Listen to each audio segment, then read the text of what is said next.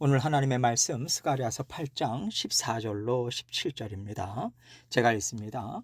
만군의 여호와가 이같이 말하노라. 너희 조상들이 나를 경노하게 하였을 때에 내가 그들에게 재앙을 내리기로 뜻하고 뉘우치지 아니하였으나 이제 내가 다시 예루살렘과 유다 족속에게 은혜를 베풀기로 뜻하였나니 너희는 두려워하지 말지니라. 너희가 행할 일은 이러하니라. 너희는 이웃과 더불어 진리를 말하며 너희 성문에서 진실하고 화평한 재판을 베풀고 마음에 서로 해하기를 도모하지 말며 거짓 맹세를 좋아하지 말라. 이 모든 일은 내가 미워하는 것이니라. 여호와의 말이니라. 아멘. 하나님께서 이스라엘 백성들에게 주시는 말씀은 언제나 사랑입니다. 미워서가 아니라 사랑하시기 때문에 잘못된 것은 지적하시고 또 어떤 마음으로 무엇을 바라보면서 사는 것이 옳은가, 이 옳은 길을 하나님은 계속해서 가르쳐 주고 계신 거예요.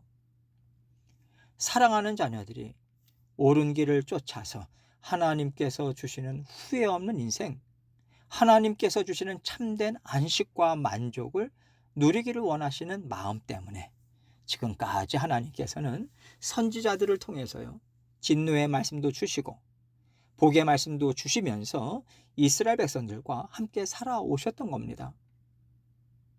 그러나 우리가 지금까지 이스라엘 백성들을 봐왔듯이 그들이 하나님을 뜨겁게 사랑하고 순종하고 애를 쓰면서 살아가는 때가 거의 없어요. 그럼에도 불구하고 그들이 흥왕하고 대적을 물리치는 놀라운 역사들을 맛보아 왔다는 것은요, 하나님께서 언제나 그들에게 은혜를 베풀어 주셨고 긍휼을 베풀어 주셨고 너그럽게 참아 주시고 그들을 받아 주셨다는 것을 증거하고 있는 겁니다. 오늘 말씀도요, 하나님께서 이스라엘 백성들에게 또다시 은혜를 약속하고 계세요. 그렇다면 이스라엘 백성들이 지금 그 은혜를 받기에 합당한 사람들이냐? 그렇지 않았다는 것이 학개나 스가랴 선지자를 통해서 하나님께서 주시는 말씀에 그대로 드러나잖아요. 그래서 언제나 우리는요, 하나님이 베풀어 주시는 은혜와 긍휼을 통해서 살아가는 사람들이지 우리의 의로움 때문에 살아가는 사람들이 아니라는 것을 늘 붙잡아야 돼요. 사실 우리가 받는 어려움이나 고난도요, 죄에 대한 대가를 그대로 치르는 고난은 없습니다. 다 긍휼이에요. 고난에 살짝 담궜다가 꺼내시는 정도지 하나님께서 우리의 죄를 있는 그대로 공의로 갚으신다면요, 살아남을 사람 없습니다. 그래서 고난에도 하나님의 사랑과 은혜가 담겨 있다는 감사의 마음을 우리가 갖고 감당할 필요가 있는 거죠. 하나님께서 이스라엘 백성들에게 은혜를 베풀어 주겠다고 약속하시는 것은 하나님의 오래 참으심과 변함없는 사랑 때문이라는 것을 기억하고 이스라엘 백성들과 우리의 삶을 오늘 함께 생각해 보기를 원합니다. 14절 말씀 보겠습니다. 만군의 여호와가 이같이 말하노라.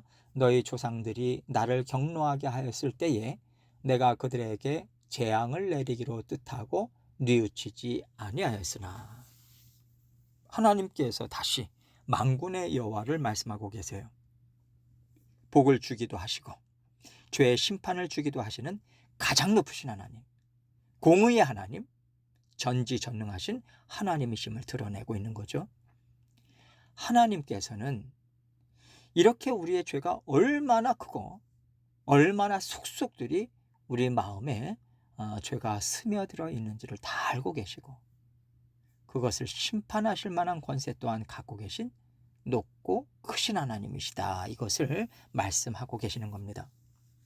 그 하나님께서 그들의 조상들의 죄를 더 이상 용납하지 않으시고 경고하신 말씀 그대로 바벨론 포로가 되게 하셨다는 말씀이에요. 그리고 15절에서 하나님께서는요, 약속하신 말씀 그대로 70년이 지나서 포로에서 돌아오게 하셨고 이제는 하나님이 주시는 은혜를 풍성하게 받게 하시겠다는 말씀을 주고 계십니다. 15절입니다. 이제 내가 다시 예루살렘과 유다 족속에게 은혜를 베풀기로 뜻하였나니 너희는 두려워하지 말지니라.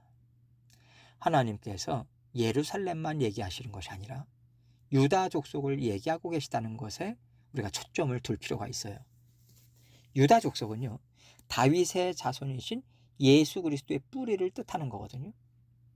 하나님께서 이스라엘 백성들을 통해서 말씀을 주시고 새 예루살렘을 이루시는 일은 결국 예수 그리스도와 함께 이루는 구원 역사, 예수 그리스도와 함께 이루는 하나님의 나라, 이것을 염두에 두시고 예수 그리스도를 통해서 받아 누릴 은혜를 그들에게 먼저 보여주고 계시는 겁니다. 이스라엘 백성들에게 주겠다고 약속하신 은혜는요, 그들에게 자격이 있어서가 아니라는 거예요. 거기에는 하나님의 용서, 하나님의 긍휼과 약속의 말씀이 들어가 있기 때문에 그 은혜를 하나님께서 그들에게 베풀어 주겠다라고 하는 것을 하나님은 분명하게 전제로 하고 계시는 겁니다. 하나님의 마음이 변덕스러워서 이랬다 저랬다 하시는 게 아니에요. 모든 인류는요, 다 사망 권세에 묶여 있어요. 그 사망 권세 아래에서는 죄의 심판을 받을 수밖에 없습니다. 그러나 예수 그리스도를 통해서 구원받은 하나님의 자녀들에게는 하나님의 은혜와 긍휼이 영원토록 부어질 것이라는 약속의 말씀을 하나님은 신실하게 지키고 계세요. 하나님께서는 이스라엘 백성들과 맺은 언약을 이루고 계신 거죠.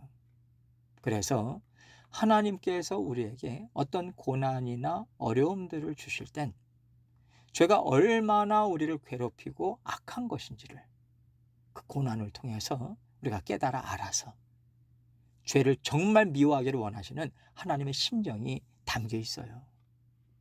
그리고 죄를 깨달아도 우리 스스로 죄를 물리치고 깨끗게 할 만한 힘이 없다는 것 또한 고난의 시간에 철저하게 경험하게 하십니다.